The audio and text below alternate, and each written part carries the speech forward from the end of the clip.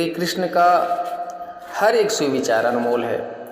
उनके कहे विचारों को अगर हम अपनी ज़िंदगी में उतारेंगे तो हमारे जीवन में कभी भी दुख और अशांति नहीं आएगी। हम हमेशा खुशी से जीवन जी सकेंगे।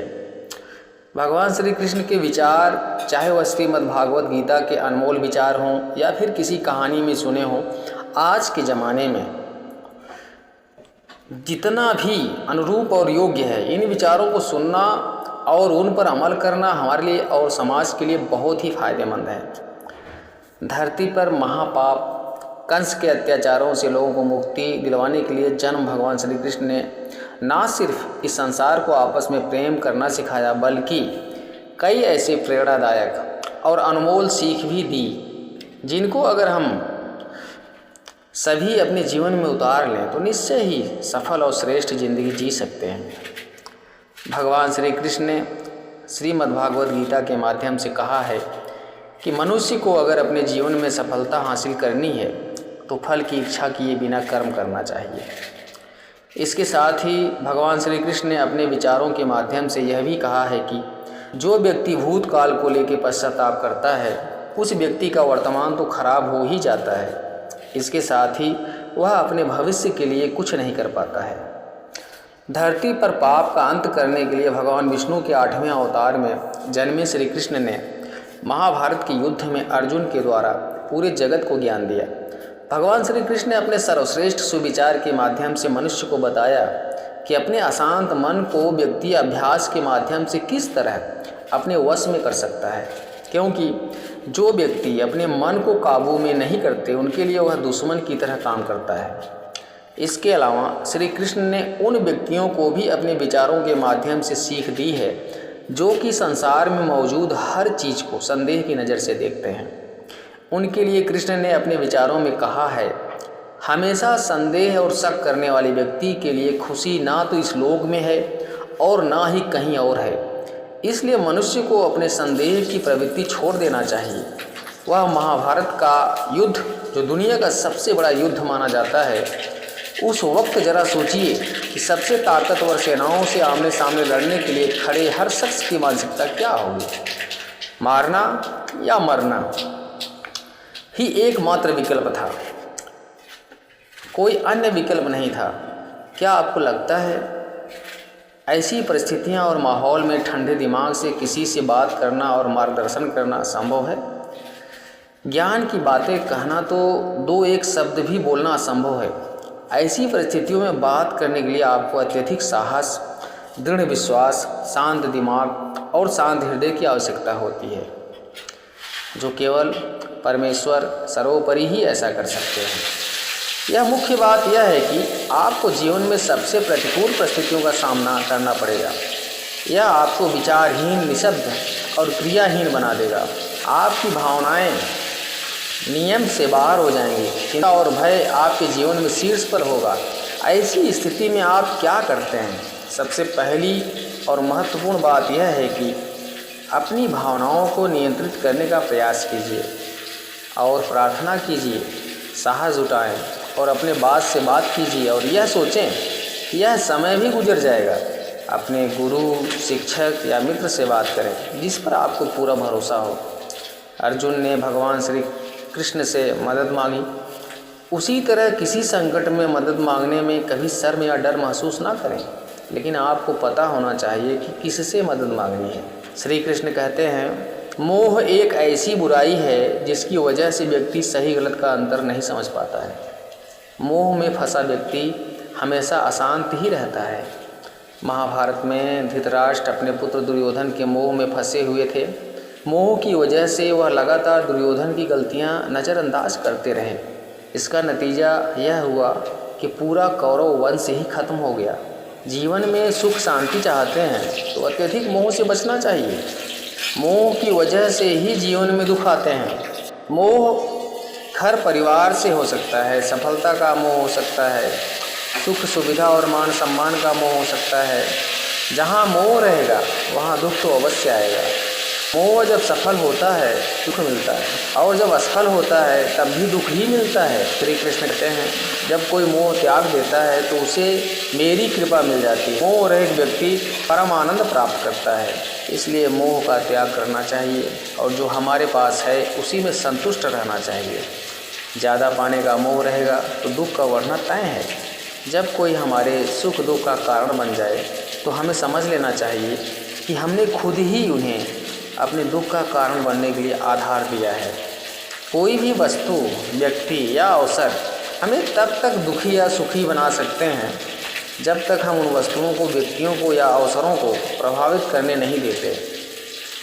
यह भी एक सत्य है कि हमें दुख भी उन्हीं से होता है जिसे हम सबसे अधिक प्रेम करते हैं, क्योंकि उनके द्वारा की गई आलोचना या तिरस्कार हम सहन नहीं कर पाते। कभी कभी ज़रूरत से ज़्यादा अपेक्षाएं रखना कहीं ना कहीं हमारे दुखों का कारण बन जाती है। हम दूसरों को देख कर भी दुखी हो उठते हैं। उसके पास इतना कुछ है, हमारे पास क्यों नहीं। इन सब बातों के कारण हम अपने आप को दुखी कर बैठते हैं। जो कुछ हमारे पास है उससे हम संतुष्ट नहीं होते। हम बिना पंख के ही उड़ना चाहते हैं। हमारे दुखों का मूल कारण अज्ञानता और अभिव्यक्ति का अभाव है। जो व्यक्ति इन 3 कारणों पर विजय पा लेता है कभी दुखी नहीं होता। भगवान ने जो कुछ दिया है उसी को भगवान का प्रसाद मानकर अगर वह संतुष्ट रहता है तो दुनिया का कोई भी शक्ति व्यक्ति को दुखी नहीं कर सकता। हमारे विचार ही तो हैं हमें सुखी और दुखी बनाते हैं। दुखी व्यक्ति हमेशा तनावग्रस्त रहता है। दुखी व्यक्ति ना जाने कितनी बीमारियों का शिकार हो जाता है। जिस व्यक्ति के विचार हमेशा उसके अनुकूल हैं वह कभी दुखी नहीं होता है, लेकिन प्रतिकूल विचारों वाला व्यक्ति हमेशा दुखी रहता है। दुखी व्यक्ति अपने दुखों का कारण किसी वस्तु को देता है। व्यक्ति अपने मित्र को ही शत्रु मान बैठता है। अगर कोई व्यक्ति दुख रूपी दलदल से बाहर निकलना चाहता है, ध्यान करना चाहिए, कभी ना बुरा देखें, बुरा सोचें, ना बुरा बोलें, वही दुख रूपी सागर से बाहर निकल सकता है। कई बार हमारा अधिक बोलना भी हमारे दुखों का कारण बन जाता है। बिना सोचे समझे किसी कुछ भी कह देते हैं कि हमें बाद में पछताना पड़ता है और हम दुखी होते हैं। इसलिए अगर हम सुखी रहना चाहते हैं तो हम अच्छा सोचें, विचारों पर नियंत्रण रखें, गुस्सा ना करें, तभी आप एक सुखी जीवन जी सकते हैं। श्री कृष्ण कहते हैं कि हर इंसान को अपने जीवन में हमेशा सत्य ही बोलना चाहिए, क्योंकि सच कभी ना कभी एक ना एक दिन व्यक्ति के सामने आ ही जाता है। इसलिए हर इंसान को सच का सहारा लेकर हर काम करना चाहिए। आज नहीं तो कल जीत हमेशा सच्चाई की ही होती है। सत्य बोलने से मनुष्य के जीवन में परेशानियां और कलेश दूर होने लगते हैं और इससे भगवान भी प्रसन्न होते हैं। जिस इंसान में झूठ बोलने की और बात बात पर छल कपट करने की आदत है वह अपना जीवन खुद ही दुखों से भर लेता है। जो मनुष्य हमेशा ही सच का साथ देता है उसका जीवन सुख से भरा होता है। ऐसे मनुष्य के जीवन में परेशानियां और कलेश के लिए कोई जगह नहीं होती। और जो व्यक्ति किसी पर गुस्सा नहीं करता वह किस्मत वाला होता है, क्योंकि क्रोध एक चाल है जिसमें फंसने के बाद मनुष्य को अपने पराये अच्छे बुरे किसी का ख्याल नहीं रहता है। इसलिए जो व्यक्ति हमेशा सत्य बोलता है उसे बात बात पर गुस्सा नहीं आता और अपने गुस्से पर भी नियंत्रण कर लेता है।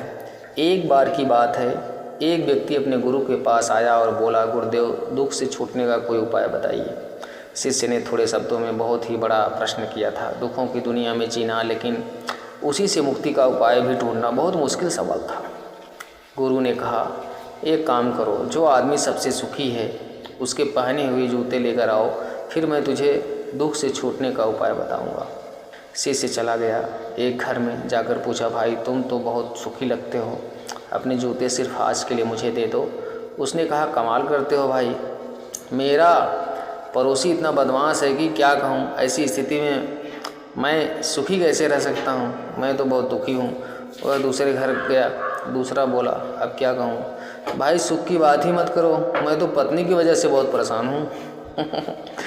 ऐसी ज़िंदगी बिताने से अच्छा है कि कहीं जाकर साधु बन जाओ। सुखी आदमी देखना चाहते हो तो किसी और के घर पर जाओ। वह तीसरे के घर गया, चौथे घर गया, किसी की पत्नी के पास गया तो पति को क्रूर बताती, पति के पास गया तो पत्नी को दोषी ठहराता, पिता के पास गया तो पुत्र को बदमाश कहता, पुत्र के पास गया तो पिता की वजह से खुद को दुखी बताता। सैकड़ों हजारों घरों के चक्कर लगाया, सुखी आदमी के जूते मिलना तो दूर, खुद के ही जूते घिस गए।